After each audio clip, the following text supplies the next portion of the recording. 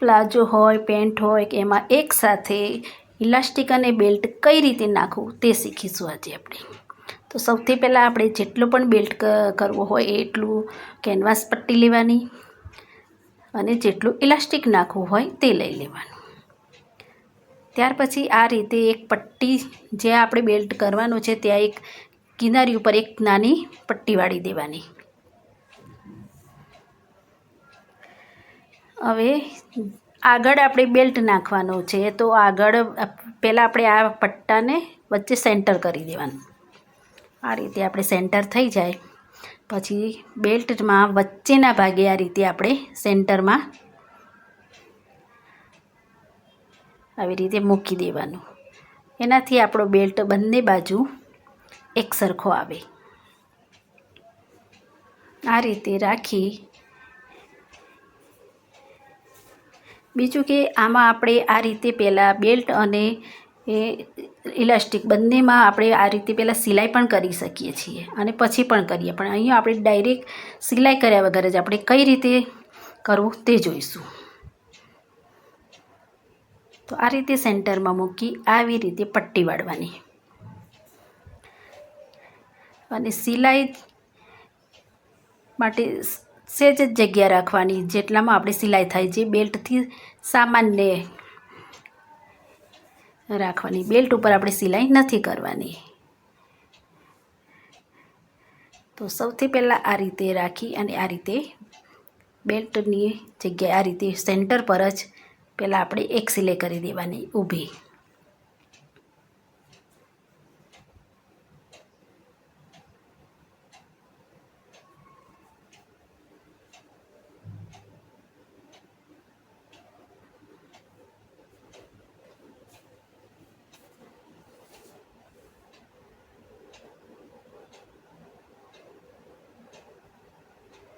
આવી રીતે સિલાઈ ડબલ વાર કરી દેવાની એટલે આપણે વચ્ચે મજબૂત થઈ જાય, બેલ્ટ ખસે નહીં.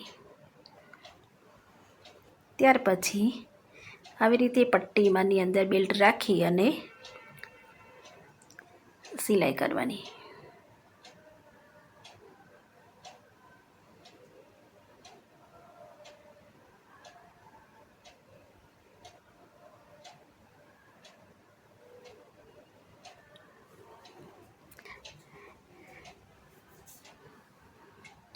હવે બેલ્ટ આપણે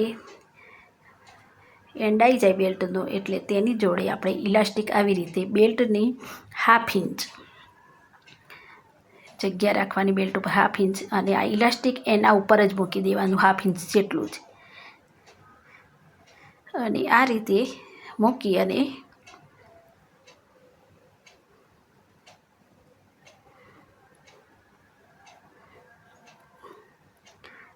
પાછી એક ઊભી સિલાઈ કરી દેવાની. જે પટ્ટી અને બેલ્ટ અને ઇલાસ્ટિક આપણે એક મૂક્યું છે જે એકના ઉપર એક, એવી રીતે એના ઉપર આ રીતે પાછી એક ઊભી સિલાઈ કરવાની એટલે બંને મજબૂત થઈ જાય. આ રીતે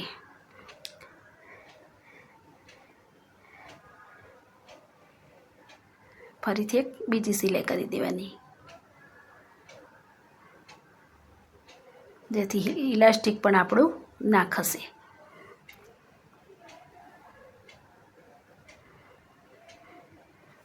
અને હવે પાછી આપણે બેલ્ટ આવી રીતે રાખી અને ઇલાસ્ટિક ઉપર આપણે ઇલાસ્ટિકની કિનારી ઉપર જ, બેલ્ટ પર પણ નથી સિલાઈ ચડાવવાની કે ઇલાસ્ટિક પર પણ નહીં ચડાવવાની. અને આ રીતે આપણે સિલાઈ કરતા જવાનું. કાપડને સરખું કરતા જવાનું અને સિલાઈ કરવાની.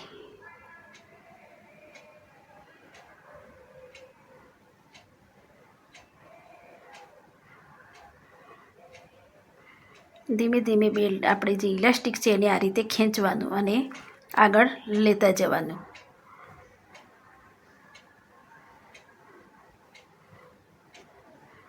આ રીતે કરવાથી સિલાઈ કરવામાં બહુ જ સહેલાઈ રહે છે આપણને અને સિલાઈ પણ ફટાફટ થઈ જાય છે.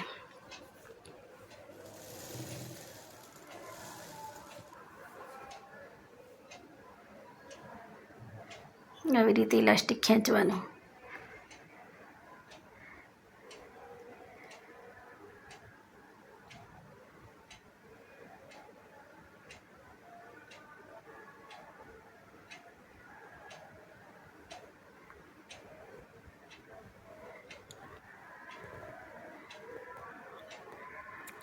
બેલ્ટ જ્યાં સુધી પેલો ન આવે ત્યાં સુધી આ રીતે ઇલાસ્ટિક કરવાનું આપણે.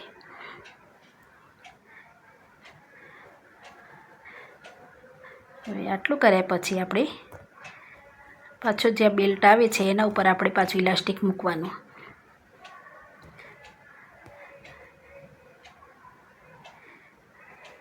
આવી રીતે સરખું કરવાનું એટલે ક્યાંય પણ ઓલું એ ન થાય, ક્રીજ બિલકુલ ના આવે વચ્ચે પણ.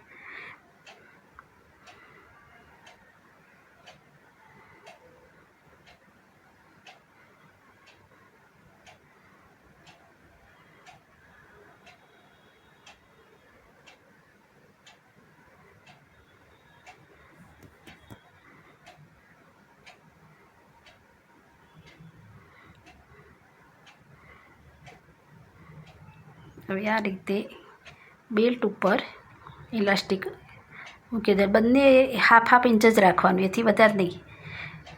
1/2 ઇંચ બેલ્ટ અને એના ઉપર 1/2 ઇંચ જેટલું ઇલાસ્ટિક મૂકી અને એના ઉપર આપણે પાછી એક સિલાઈ કરી દેવાની, જેથી બેલ્ટની અને ઇલાસ્ટિકની સિલાઈ મજબૂત થઈ જાય અને વચ્ચેથી ક્યારેય પણ ન નીકળે.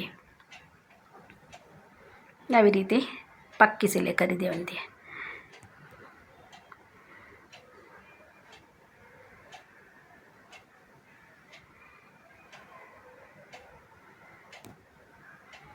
અને ફરી પાછી આપણે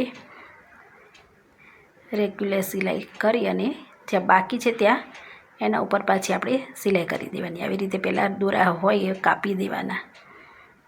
હવે જે બાકી રહી ગઈ છે હવે એ સિલાઈ પાછી આપણે કરી દેવાની.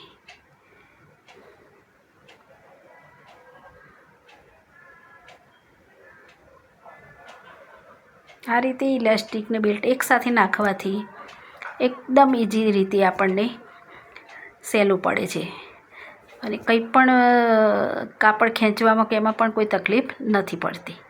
તો આ રીતે વધારેની જ્યાં બાકી છે ત્યાં આપણે સિલાઈ કરી દેવાની. તો આ રીતે એકસાથે બેલ્ટ અને ઇલાસ્ટિક એકદમ અંદર એટેચ થઈ જાય છે. તો આ રીતે સિલાઈ કર્યા પછી આપણે બંને સરખું કરી દેવાનું. જો આ રીતે બેલ્ટ થાય છે, હવે પહેલાં આપણે આ રીતે ઇલાસ્ટિક પણ ખેંચી લેવાનું. બધી બાજુથી ઇલાસ્ટિકને ચારે બાજુથી ખેંચવાનું છે ઇલાસ્ટિકને આપણે. એનાથી શું થશે કે જે આપણે એનું જે કાપડ હોય એની જગ્યા ઉપર આવી જાય. જે ક્રીજ પડે છે એ બધી ક્રીજ એકદમ સરખી પડે. આવી રીતે તમે ખેંચો ને તો દરેક બાજુ જે ખેંચવાથી એનું જે કાપડ જે જગ્યા ઉપરથી હોય એ જગ્યા ઉપર જ આવીને રહી જાય છે. એટલે આવું ચારે બાજુથી કમ્પ્લીટ ખેંચવાનું. હવે પહેલાં બેલ્ટ ઉપર એક વચ્ચે સિલાઈ કરવાની આપણે. આ રીતે વચ્ચે સિલાઈ કરવાથી શું થાય કે ક્યારેય પણ બેલ્ટ આપણે વળી ન જાય. અંદર જે આપણે કેનવાસનો જે બેલ્ટ મૂક્યો છે એ વળે નહીં.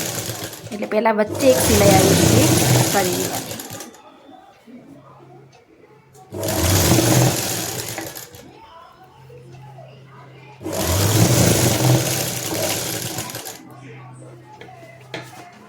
હવે ઇલાસ્ટિક, તો હવે ઇલાસ્ટિકને પણ બે બાજુથી ખેંચવાનું છે આપણે.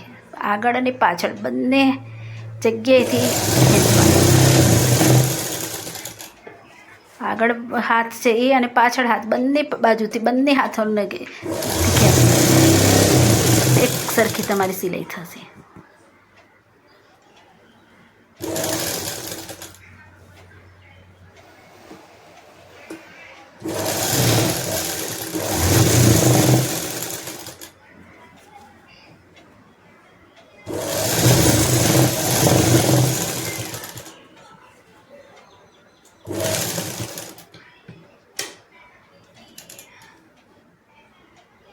તો આ રીતે આસાનીથી એક જ પટ્ટીમાં આપણે એ વાળી અને અલગ અલગ સિલાઈ પણ નથી કરવી પડતી અને બેલ્ટ અને ઇલાસ્ટિક બંને એકસાથે જ અંદર એટેચ થઈ જાય છે. આપણે